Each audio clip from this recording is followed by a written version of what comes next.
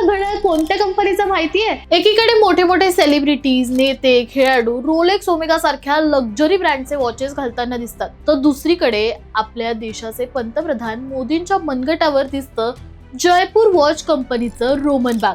अगदी युनिक आणि क्लासी घड्याळ. या वॉचच्या डायलवर 1947च्या 1 रुपयाच्या नाण्याची प्रतिमा आहे आणि त्या नाण्यावर सोनेरी रंगाचा वॉकिंग टायगरही दिसतो.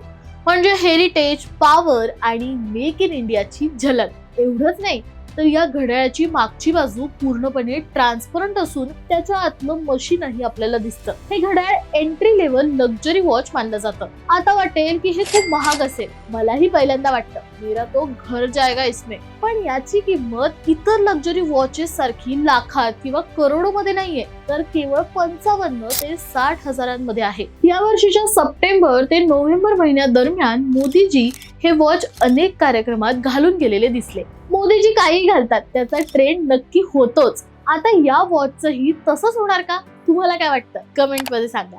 आणि अशाच भन्नाट गोष्टींसाठी सबस्क्राईब करा जबरी खबरी.